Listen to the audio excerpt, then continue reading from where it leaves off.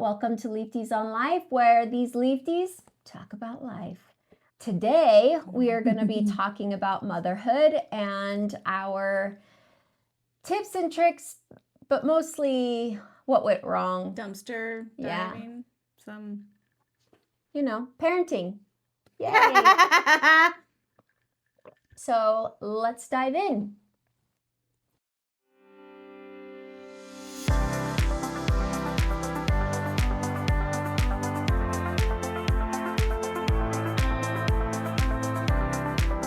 Love it.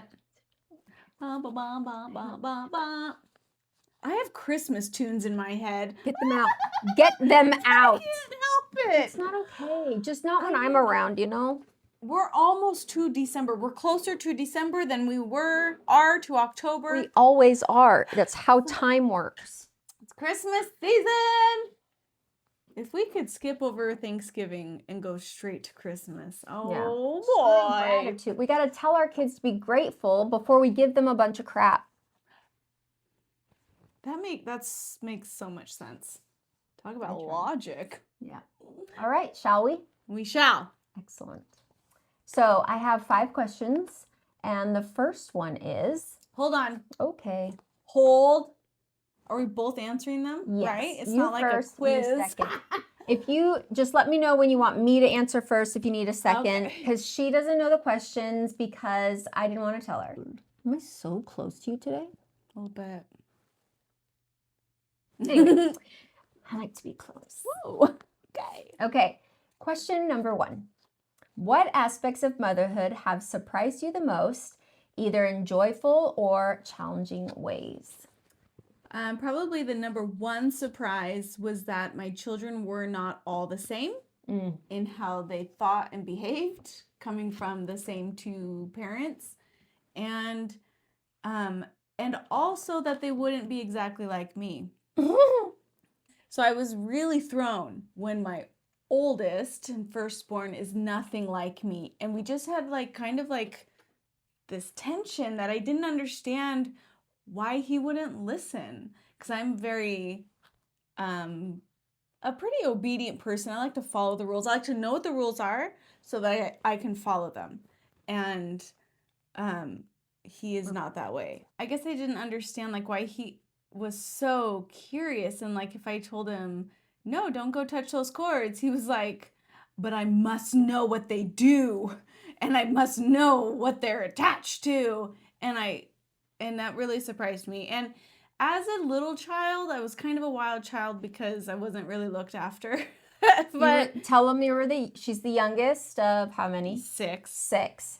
So by that time, Mom was like, she's fine. Yeah. And my mom was a single mom, so she was super busy with the older kids, and I just kind of ran wild. But I don't know, I feel like at some point when I started remembering life, I started following rules. And just if someone told me not to touch cords because it was dangerous, I wouldn't touch the cords. And you watched your siblings touch the cords and were like, nah.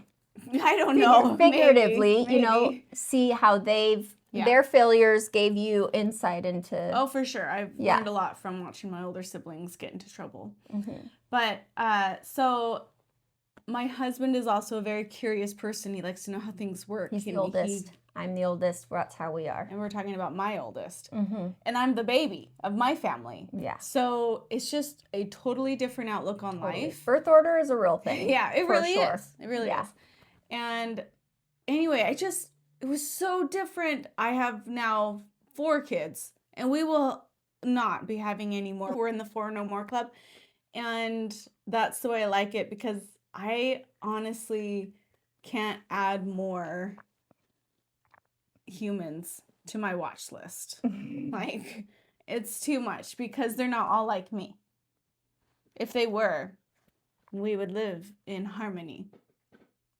Yeah. I should write songs. That rhymed. It did. You're a natural. So I think motherhood comes it's kind of awful, but it's awesome. And awesome. It is the worst, best thing to happen, for sure. I've had to learn to understand my oldest sons, and all my kids really, how they operate, because we all operate so differently, and it doesn't matter if you come from the same two people, and everyone is so different. And like tailoring parenting to that child specifically without making it seem uneven somehow, you know, like, because sometimes kids get this idea that everything's the same all the time, and that's what fair is. Yeah. Equal, and that's not really how life works. So would you like to know my answer? Yeah. Okay, so when I first started having kids, I really, really, really, really wanted to fit into the mold of stay-at-home mom.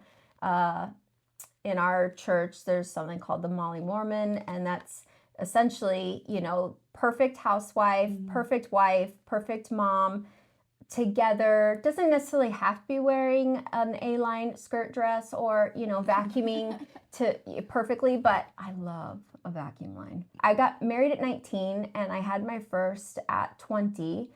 And so by the time I was 25, I had 4 kids, pregnant with my 5th, or about to be. Anyway, and I was so not a stay-at-home mom. Like, my brain hated it so much, and I was so depressed and so miserable that I started like taking all the classes I could take. I know how to decorate cakes. I know how to sew. I know how to do all the stuff that stay-at-home moms are supposed to enjoy doing. Oh man, I hate it all. And it wasn't until I had the twins that it's kind of forced me into self-care, because I was losing my mind. And that's when I got into photography and started my own life. But I realized that motherhood is just as much about learning how to care for yourself as it is to care for your family, because you cannot, you can't do well by your kids if you're not well at all. Like, if you're falling to pieces, what are you going to instill in them? And so that leaving the home ended up being what was best for my family. And that's not always the case. So, yeah. You made it sound like you left your family. She just meant working. Work during the day. Sorry, I wasn't a stay-at-home mom anymore. Leaving my family was actually the best thing for everyone. Well, yeah. It's how it feels, though, when you start. When you start working and your kids are at home, you feel like you've left them. And especially how society makes you feel like you don't love them anymore. No, I love them so much that I don't want to kill them. So I have to leave during the day and then come home just like, men do. They seem to like it just fine. Mm-hmm. And turns out that they weren't crippled forever. I mean, we'll see. Your children? Yeah. So far, so good. We'll see. Yeah. It's a little too early to tell how badly I've messed up, but oh my gosh. I mean, next question. Number 2. How do you balance taking care of yourself while caring for your children's needs, not knees. You just put Band-Aids on knees. Those joints, man. They need we know they have knees. So. Okay, how do I balance taking care of my needs and my kids' needs? Mm-hmm. How long did it take you to... It took me a long time to realize that I had personal needs that needed to be met to be able to meet my kids' needs well. So when I finally realized that, I don't know, my needs are simple. Like, I need some alone time. I can get that. I've always been able to get that once I realized what I needed. Like, I have no issue telling my husband, I just need some time. So I'll go do something. Or if the kids are napping, or if I need to put a show on for them to be entertained so I can have like a recharge quiet time, I'll do it. Like, I don't feel guilty about doing that kind of stuff anymore. Or have you always been that way? No, well, it took me a while to realize I needed to do that. Yeah. When you become a mom, you just kind of think your life is gone. 24/7 and now you no longer yours. Yeah. Only a mom. And so I was a couple kids in, maybe three.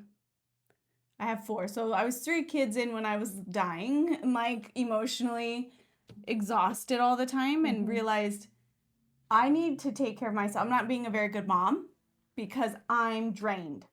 So what do I need? And that's about the time that I started looking at like self-development stuff and realizing you can't give what you don't have. So if you don't have peace and joy, you can't give those things to your kids no matter how hard you try, because it's not real and it's not there. So I thought you could fake that. I thought you could fake the everything's all right for your kids. I thought that you could put on a happy face like I do for every other human outside of my house. You put on the face. You can't actually. But we all try. We try so hard. And I feel like there's like a chronological thing that happens when you have your first and then your second, and you kind of change as that, and every woman goes through these phases. Because I remember when I first started working outside of the home, like you sat me down and was like, what are you doing? Yep. Why can't you just wait to do your stuff when your kids are older and gone? I was like, because I'll die. Well, not older and gone, just in school. Right. It's true. You had 2 at home? Yeah. Yes. So, yeah, I think it's probably best. That's just my opinion. If you can wait till your kids are in school to do something. So when my youngest was a baby, I got my associate's degree and I was taking classes online. And it took me away from my family for about 8 months. I was in my office doing schoolwork, and that was really hard on my family. And if I could do it over again, I would have probably waited a year at least until we had a little more of a schedule instead of like a baby who was and she's the 4th, and so she had no schedule really. She was like just falling asleep wherever. And she's a COVID baby. And that was during COVID where we couldn't go anywhere. But so my husband was home, and which made it possible. Which made that possible. He worked from home. It was during COVID. So I thought, he's home. I can do this. But it was still really hard. And I'd probably do it a little differently looking back. And now all my kids are in school, and now I'm getting my bachelor's degree. So she's so good. So good. So that's just, I do think that. I think if you can be home with your kids before they go to school, that's probably best. Yeah. But if you have 5 kids and you haven't been taking care of your emotional needs, you need something. You have to take care of yourself, and it's different for every mom. Realizing that you are more than just a mom and wife is what I needed. Like, I needed to know I could do more than just change diapers, feed kids, because I was drowning in that. I couldn't. I was so, and it's such delayed gratification with kids that I needed something to pat my back to say, I did a good job on this, because I felt like I was not doing a good job as far as the housework goes. Like, I'm not good at routines. I'm not good at doing the same thing over and over. And so, 3 meals a day, 3. It's like, come on, I don't even eat that much. But anyway, so when I would come home, I would be, after work, I would be so excited to spend time with them, and it would be all in, and it's better at it. But everyone is different, so. Yep. And it takes a wake-up call. It does. To realize you are more than just a mom and a wife. You have have to crash. You kind of have to hit rock bottom when it comes to, because you don't recognize the signs until you do. And then it's like right in your face. And there is no ignoring that. It's true. So, the things you learn. You ready for question number 3? Let's do this. What values or life lessons feel most important for you to pass on to your kids? This is my favorite question. Could I hear it again? Yes. What values or life lessons feel most important for you to pass on to your kids? I think it's always things that you think you missed out on as a kid or that you thought you didn't do right. Really? While I'm talking So about sorry. something so important. I'm sorry. Okay. Do it again. Sorry.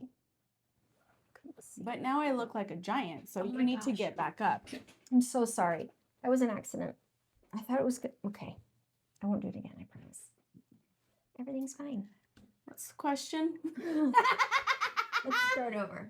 Are you ready for question number 3? Number 3. Okay. What values or life lessons feel most important for you to pass on to your kids? Go. A lot of it goes back to my own childhood and things that I feel like I wish I would have done differently. Like I wish I would have had more confidence to just realize nobody cares about what I'm doing as much as I do. No one's watching. And like critiquing as much as I think they are. So I really want to instill in my kids that if they want to go for something, go for it. Be confident, get it done, and do not worry about what anyone else is thinking about you because they're actually Jealous? not. They're not really. Mm-hmm. And if they are, usually it is from jealousy. Yeah. But it can come out as like, why are you doing that? Yeah. And we take it like, oh, maybe I shouldn't be. Yeah. And then we like question ourselves. My answer actually comes from Dr. Arthur Brooks. Because I just learned about him yesterday. 2 days ago. But what he said, one, it made me feel like such a good mom because they're the exact things that I feel like I've always been talking about. But he just said it in a way that made most sense, or just kind of tied it up in a pretty bow. But it was to add value to the world, be honest, and serve. I think you can't add value to others unless you know your own value. And the only way to know your own divine value is to know of Jesus and our Heavenly Father and how much they love you. So it's like a combination of those things, to love God and to add value to others, and then to be honest and to serve, to be a good human. Leave the world better. I think everything boils down to how you serve and and if you can serve someone by adding value to them, it comes back tenfold. And then obviously, I love honesty. Truth is one of my top 5 values in my life. And so I would rather deal with a hard truth than be lied to. So yeah. Just tell the truth. It makes everything easier. Have you ever been like watching a show or something and they don't directly go to whoever it is that they have the problem with, and then it becomes like this whole, I'm like, guys, if you just go and if you're just honest, yeah, all of that could have been avoided. It's so crazy and so frustrating. Agreed. I know that's not how they write it, but still, I know. that's all you have to do. Be honest. Serve. But yeah, and your thing. Confidence. Confidence. Because you can't do any of those things without being confident. And it all comes from our Heavenly Father and our Savior. So, number 4. How do you navigate moments when your parenting style differs from your spouse's or family or societal expectations? How do I deal with it? How do I navigate moments? Not well. What? My husband and I disagree on a lot of parenting things. Okay. And we have not always handled it graciously.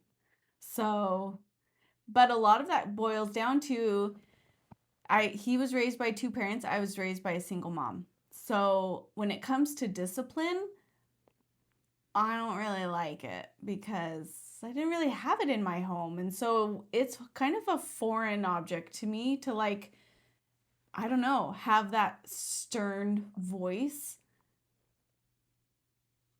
from a man in a house is weird and I don't really like it. So I've had to get used to authority, like a male authority figure. Yeah. And they teach and talk and discipline differently. Mm-hmm. I didn't have that experience growing up.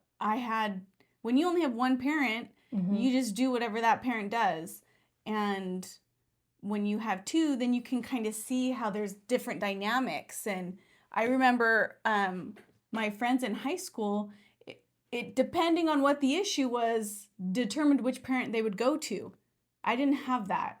I had one parent, and if she liked what I was doing, it was great. And if she didn't, it was not. And I had no other parent to like, you know what I mean? Yeah. Like, I don't know. So, Yeah. Well, if you're winning, each parent should be the same. Well, I don't know. So, like, anyway, Yeah. I have examples. We don't need to get into that. But what I'm saying is it's just different to have those two different dynamics in a home. Mhm. And now I'm one of the dynamics. And I think, well, when I was growing up, it was whatever my mom said. So that's how it should be now. Like, it's whatever the mom says. Yeah. I'm right here. And that's I don't not know. how it works. Yeah. So. Yeah. I think, yeah. So we're working on it. A lot of it comes down to communication Mhm. between each other, between the parents, and realizing each other's values and what they value most, and then trying to be respectful and honor the other person's values. Yeah. Like, I don't know. I don't have a great answer for that because I'm still figuring it out. So when Anthony and I first got married, before we had kids, we were talking about this, and we wanted to always present a united front because so my parents were divorced, and my mom was a lot more strict than my dad. And so when I left my mom's house to go to my dad's house, I mean, they didn't also talk to each other. And so I was the go-between. Anyway, so for my kids, I wanted to make sure that there was a united front, and what I said is the same as what he says. And I mean, that's, all good and well. And then life happens, and putting that into practice has been a lot more difficult, especially when I don't agree with what he has said or done in that moment. But we agreed that if we had a situation like that, that we would not display it in front of the kids, and that I would support him in front of them, but if I didn't care for it, and vice versa, that we would talk about that after the fact. And there's only been like one or two instances in our marriage where I stepped in and didn't back up because I felt like his point had been lost. Yeah, we talk a lot behind the scenes of like, that was not my favorite. I don't like it. Let's figure out how to do it moving forward so that way it would be different. Also, we discussed that we would always argue in front of our kids as long as we resolved it in front of our kids. I think that's the thing. It's important that our kids know how to argue effectively and in a healthy way, because his parents would go in their room or sit in the car and argue, and my parents yelled and screamed at each other. So when we first got married and I was like, okay, I'm going for it, and I'm like yelling, he's like, what is going on? He shut down completely and he was gone. I was like, oh, he doesn't love me. It's like, when you love each other, you yell, because that's how you show how careful, like how much you care about something. I still struggle with that. So I have to be really calm because I can be pretty aggressive. What? I know, shocker.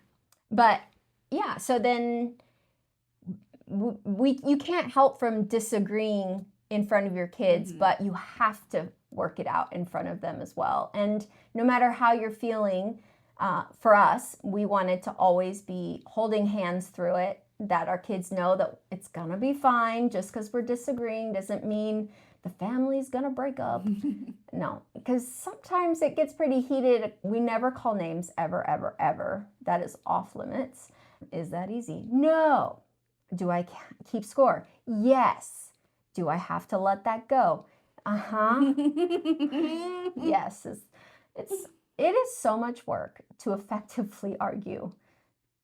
to where both parties walk away knowing that they did their best and got what they wanted. Yeah, that they got, and feel. That's such a good way of putting it, because feeling heard is 90%. That's what happens when you're in therapy. You get therapy, good word usage. I love therapy. I think every married couple should go to therapy, because you just cannot see through the trees. You know, like, it is so hard. Well, when you take two people who grew up in two different environments and then you put them together and all of a sudden they have to like live together. That doesn't mean you're going to have like together. Effective communication and problem solving skills. I think the only person that can give the most unbiased perspective is a therapist. Anyway, are you ready for question number 5, our very last one? Yes. Me too. In what ways has motherhood changed your identity or the way you see yourself?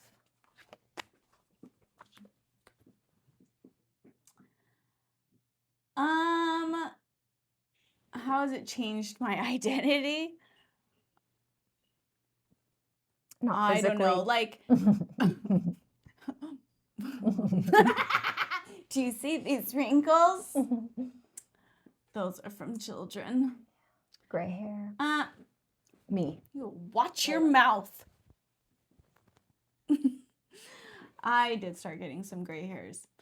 I pluck them out when I find them. Don't you dare. Well, because the transition feels odd. It's a gateway drug. Don't pluck. Anyway. I'm a helicopter parent. I didn't think I would be that way. And I don't know why I'm that way, but my husband is not and I am, and it's one of those things that's like, he's like, let them be. And I'm like, guys, don't mess with happy. Stop. Yeah, they'll learn. That's my tagline for my parenting style is they'll learn. And I thought it was crying ain't dying. That's right. That's what she says. Yeah, but I mostly say they'll learn, because that was how I learned the best, by failing forward, by putting my finger in the socket. Yeah, I mean, we did not baby-proof our home, and we didn't have to. We did child-proof our house, and we have made very little visits to the doctor for any kind of accidents. And because I'm a helicopter parent, that also prevented a lot of accidents. Yeah. That's how I like it. And we'll see in a couple of years whose theory is better. And this is a beautiful example of how parents are different, and it's not good or bad. Like, I wouldn't let my young kids like go out and ride a motorcycle or something, and a lot of parents do. But I let them color and paint and do stuff like that Play-Doh. Where they might not. Like, no, Play-Doh's out. Okay. I mean, not anymore, because teachers gave it to my kids and they brought it home. Throw it away. I have to wait, though. I let them enjoy it for a little bit. And then once they kind of lose their interest and it goes away, you just break it's gone. Gotcha. And they forget about it. Right. So, I mean, you have to be sneaky. Yeah. But I think parents or moms especially can be really hard on themselves, like, because they don't allow certain things. But look at all the things you are allowing. Look at all the things you are winning at, and usually it's a lot more winning than the few things you don't allow that you think are like stunting your child's creativity or growth. You kind of have to figure out how much stress you can take on and what you can't. And with me, baby proofing felt like a lot more stress, but for in your life, the stress would come from not baby proofing. Yeah. So we were, managing stress as best as we can. And I think our kids, benefited from either of that, because it makes us better parents when you don't have to worry about that kind of stuff. So one of the things that I thought of when you asked that last question was how much I've learned about myself from parenting my children. Like, what are my levels of stress and my what can you let what go? I'm capable of, what I'm willing to let go of, what I can't let go of. Like, I think moms so much about themselves through parenting. Agreed. And the more kids you have, I feel like the more you have to really hone in on what's important to you and prioritize those things, because time is so limited and you can only care about so much in life. And I feel like in my brain, dishes piled up and laundry did, because I spent time with the kids. Even I was never the on the floor tea party mom, but I was the let's figure stuff out, and we like taking things apart in our brains and like figuring out why things are the way that they are. And I had time to explain things, that the why question over why. And I love those questions, and I loved answering them if I could. It was only frustrating when I didn't know the answer. And Pinterest wasn't a thing yet, which was so rude. But it's if I so had helpful Pinterest, now. Yeah. Oh my gosh, all the things. I know. You just had to Google. Like, I don't even know what I did to learn. You had to go to the store to find stuff. Let's talk about ways that we suck. Okay. Just like overall kind of how we... Parent fails? Like parenting fails. Yeah, I've got Nobody's perfect, right? Yeah. So for me, it's like... What you learned because of it too. I want to know, like... Okay. So one of my huge, biggest parenting fails that is still like ongoing, because I'm not perfect. But when you ask your kid to do something, the first time, you're nice. Second time, nice. Third time, nice-ish. And the fourth time, it's like... If you don't do it... Get this done! And then they listen, and you're like, you know what? Why can't you just do that? This is on you. If you had just listened the first time. So obviously, if we are that way, our kids are going to be that way. Yeah. So because of that, my kids, they forgot like the nice ask the first and second time when they're talking to each other. It's like they forgot that happened. Because they know the one only works. And all they do is they'll just like jump to the yelling with each other, the kids with each other. And they got that from me. And now it's like, oh, I have to kind of course correct. Yeah. When it's their fault to begin with. Seriously.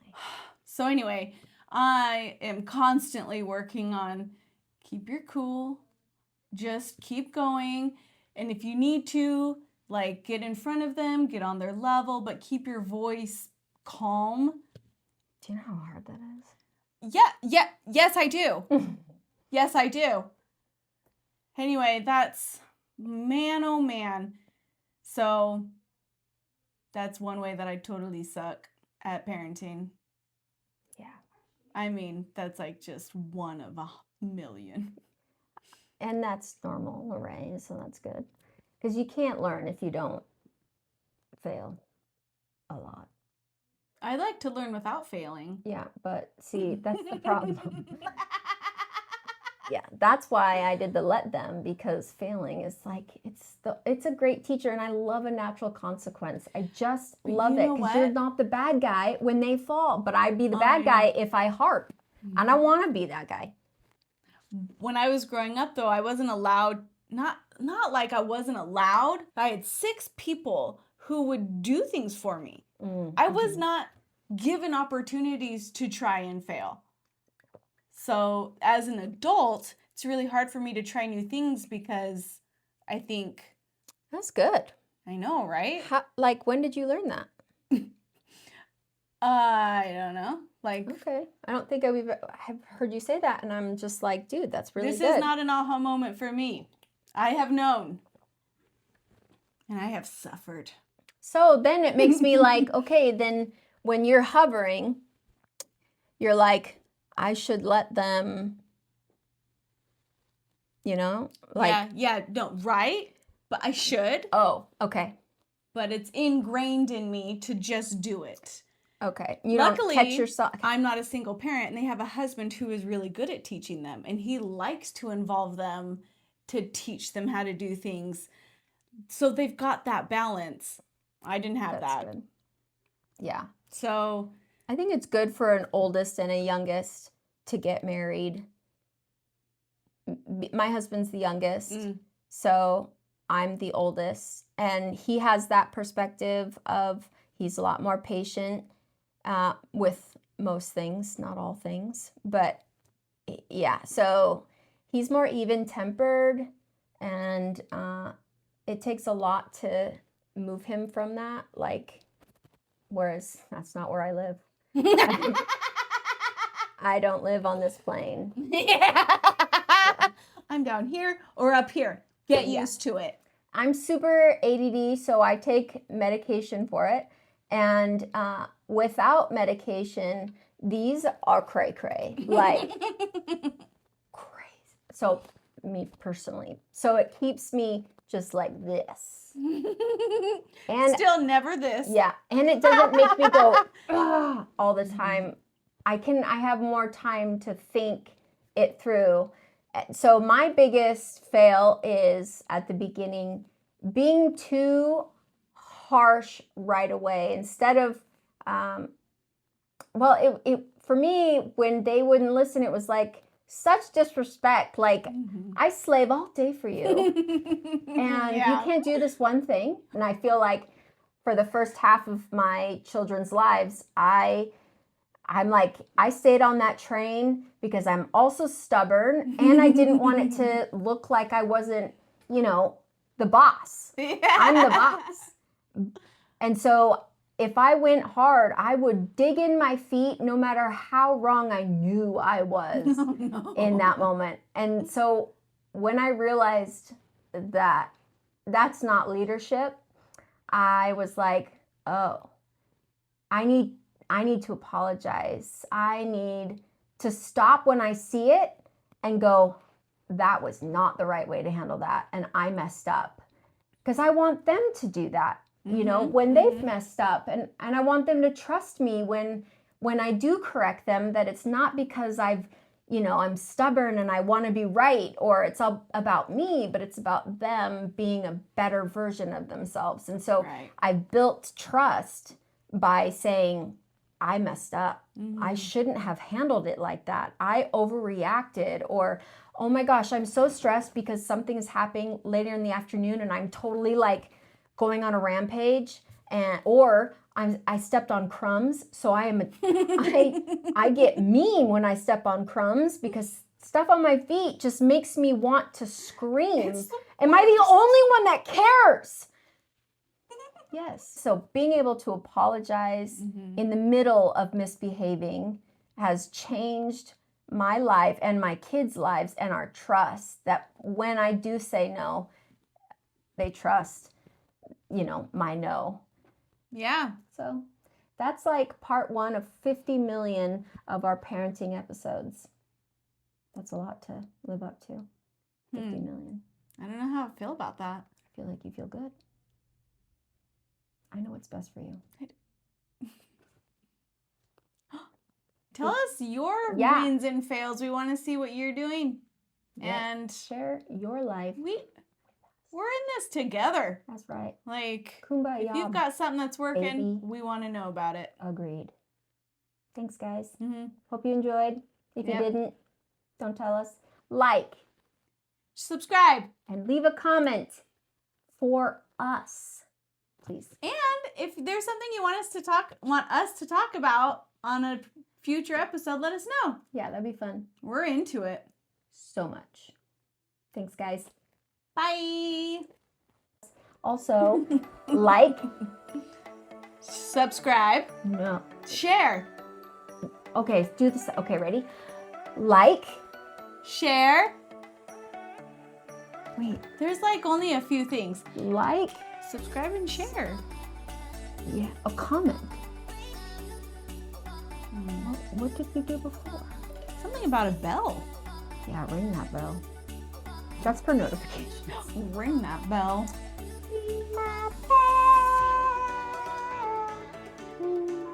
Is that what it says? Or did you make up the words to that tune?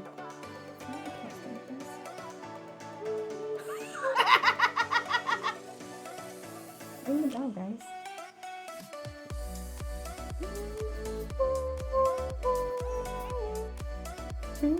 Whoa. So sorry.